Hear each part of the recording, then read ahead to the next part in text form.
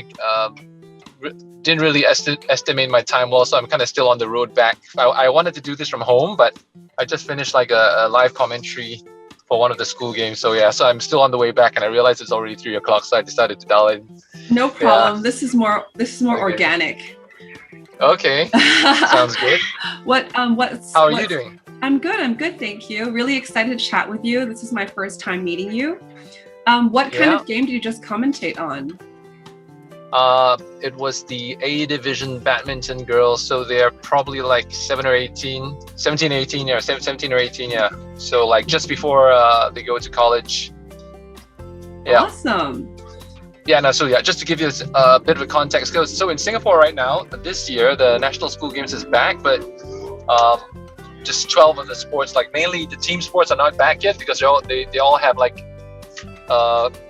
heavily like heavy contact involved and all that. So, and I think the guidelines right now is like sports cannot go beyond groups of sizes of 8, I think. So that's why they have like modified like volleyball 3v3 and mainly the individual sports that are back. Yeah. I see. So yeah. Tell our circlers about yourself. Have you always been enthusiastic about sports? Yes, actually, for as long as I could recall, I think since my childhood, I've always been very heavily in sports. Even when I was in Canada, I think when I left Singapore for Canada, I was still involved in sports as well for the school team and also for the club team. So when I was in Singapore, when I was growing up, I think I did mainly table tennis and athletics. And then when I went to secondary school, which is, I don't know what the equivalent it is in Hong Kong. When I was 13 or 14, that's when I actually started football or soccer, as they call it in North America. And that became my core sport because I played competitively in that sport for like over 20 years. Wow. Yeah, and then when I stopped playing that, I mainly went into running and just like started picking up quite a bit of the fitness stuff, and that also kind of tied in very neatly with the work that I'm doing, which is very heavily involved with the sports and fitness industry in Singapore now. So the last few years, kind of like everything just came together. Yeah. It's been fun. Broadcaster, right? Yes, I'm a sports broadcaster now. Yeah. Amazing. Have you, would you say you've always been very health conscious then? I think since I did have a bit of, I don't know if you guys know my history, but I've always been quite healthy in the sense of I've always been in sports, but I did have a massive like health scare in 2011, I think, because I had a brain hemorrhage. Oh my gosh. And so I was actually admitted to hospital, and they couldn't technically until today, they haven't really found the cause of the clot, like whether it was a tumor or whether it was like what they call AVMs, like basically like those abnormal like blood vessels or arteries that branch out, like malformation like prior to childbirth, right? Like, and it affects like 1% of the population or something.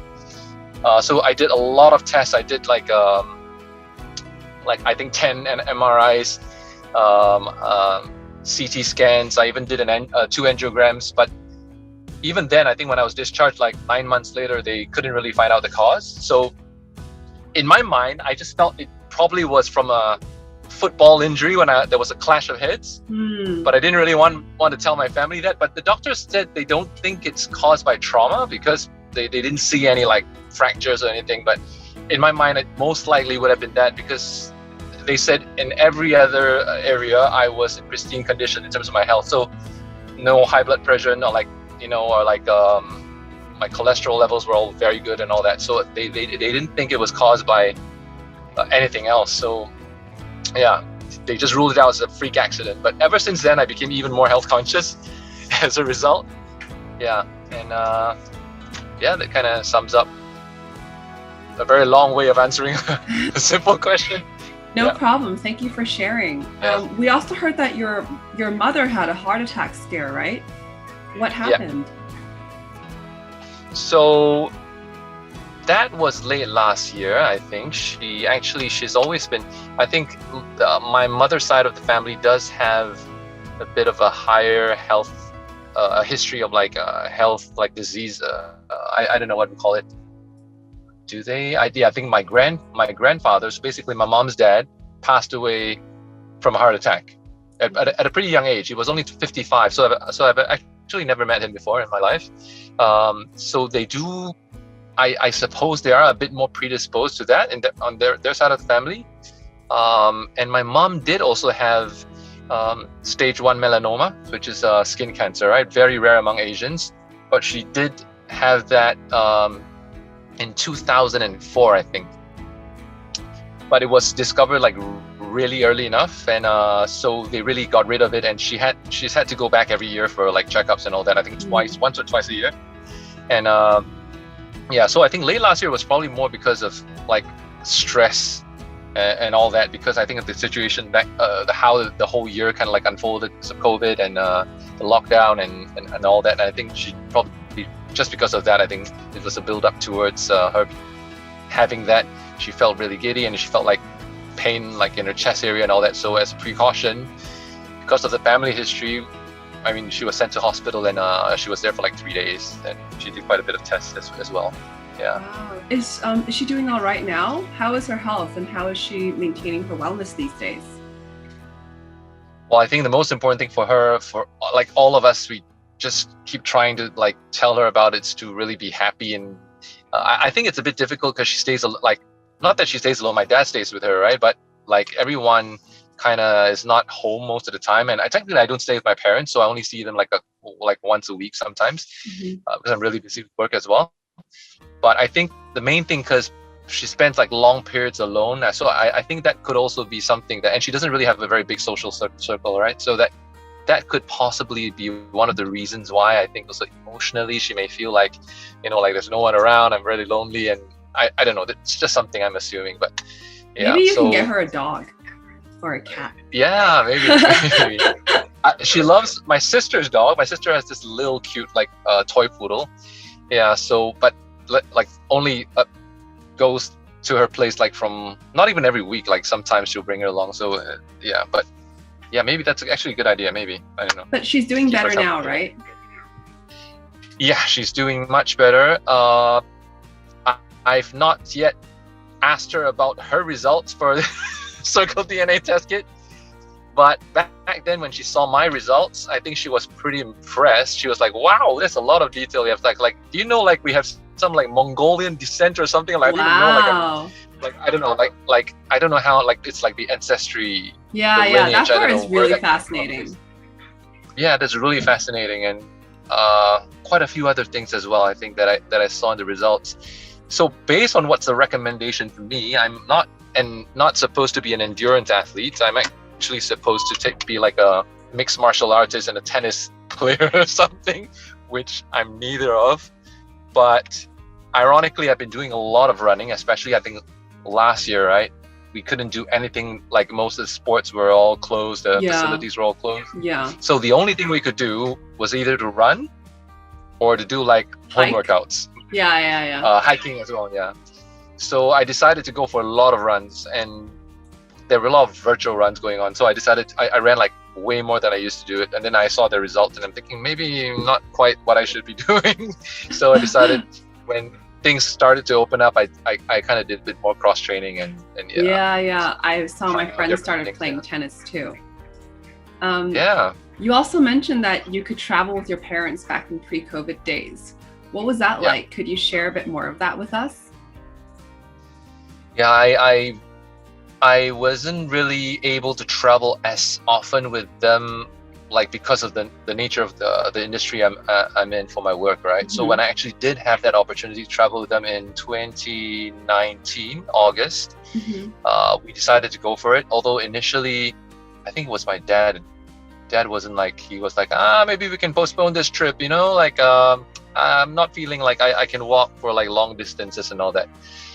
Because he already went on like a couple of like cruise trips with my mom just like a few months before that, right? And then I said, you know what, let's just go. I've never had the chance to travel with you all, like it's been like quite a few years since we traveled, so we decided to go ahead.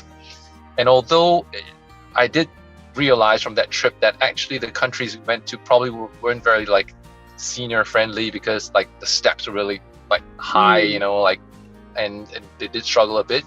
But the memories from that trip kind of like they became a lot more precious now that travel isn't exactly like just something we can do anytime. So so we agreed that that was like the best decision we made, and I think and definitely it's something that we didn't realize that could be our last trip for some time, and I don't know when we'll be able to do that again. So where did you guys go? Really enjoy it.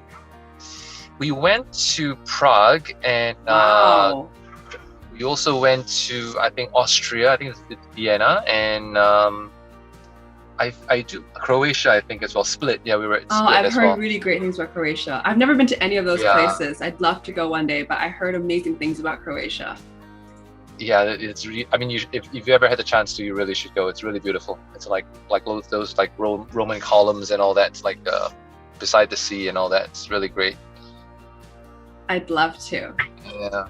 How are you celebrating Mother's Day this year?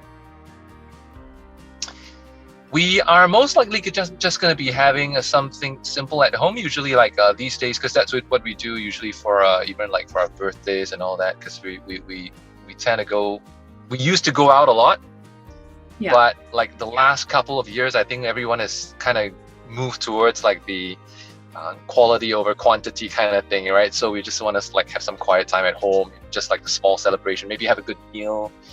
And I think just moments like these, I think, especially now, I think during COVID, even though places have opened up, I don't really think we'll be going out as much unless my dad decides to do that, because usually he likes to go out from time to time. But if nothing else changes, I do think it'll be at home. That's probably like the highest likelihood of it, of the way we'll be spending Mother's Day this year. Yeah. I see. How do you think she'll enjoy our DNA test, and what kind of insights do you think would be helpful to her? Well, I think quite a lot of the insights will be beneficial for her, because I think like she's always been a very healthy eater already, right? So maybe in terms of nutrition, it's not so much, but even then, I'm pretty sure that there will be new insights, because she's always gone about like based on what she's read about what's good, but those are very generic like reports that are out there. Like there's no one size fits all, right? I mean, everyone is different. Definitely. So this would probably be a lot more customized based on pre-existing conditions that she has, or her genetic makeup. I think those would be areas that could kind of like enhance or like help her like make like those little lifestyle changes that could be more beneficial to her as well. The other thing I was actually hoping for was that she hasn't really been as physically active as I think she should be. Although she does walk around quite a bit when she goes out to do like a supermarketing and all that. But I think that it's still not quite there, I think. And the other thing about seniors is that you do worry about not necessarily just them getting enough of a workout, but more in terms of fall prevention, because if they do fall down, then the impact is much larger for them. Yeah, and usually their health would deteriorate a lot faster, more like if they don't if they break something and they become like wheelchair bound and all that, right? Definitely. So I think I think those areas of the report would really help her in terms of the right kind of exercise that's probably suited for her, and what's like hopefully something that she finds interesting. I mean, beyond like the kind of exercise that she'll want to do. Maybe Definitely. Not tennis and martial arts like. Do you mind if I ask how old your mother is this year? No, she's 70. 1949. My math kind of. That's 72, right? I think. Yeah. Yeah, 72. Is it? Wait. Yeah, 72. Yeah. 72, correct. Am I right? 72. I don't even know how. Yeah, 72. Yeah, that's right. Yeah. 72. 1949. Yeah. Wow. That's great. Would you recommend the CircleDNA test to others, or for others to gift us a Mother's Day gift? I think so. I think I'd recommend it not just for Mother's Day, to be honest. I think it'd be great for anyone, whether their mothers or like their friends or family, because it's really, what I like about it is the fact that it's really customized to you. It's not just something that, I mean, I'm a big fan of encouraging people to exercise and to have a healthy lifestyle, right? But at the end of the day, we're not experts, and when it comes to like even doctors can't really prescribe exercise for you, because they know what's good for what's recommended for good health, but because everyone's genetic makeup is different, so I suppose we do need a bit more of a specific, like, guided insights in terms of what's good for us specifically, so that if we were to make changes in that direction, instead of just telling like 5 or 10 different people to do the exact same thing and expect the same results, I don't think that's going to happen, because everyone's different, you know. So Definitely. So definitely for Mother's Day, I would recommend it as well. I think it'd be a great gift. I think, especially since our moms have given so much to us, right? I mean, bringing up, like, giving up everything, or giving most of themselves in most cases, I would say, to really just the sacrifices they've made. I think what better way to give them a gift than CircleDNA? I think that's a really awesome idea. Hear, hear. Is there Yeah. anything else you would like to share with our circlers, or anything else you would like to say on occasion of Mother's Day? I would just want to wish all the mothers happy Mother's Day. I think you guys are awesome. You ladies are awesome. Sorry, and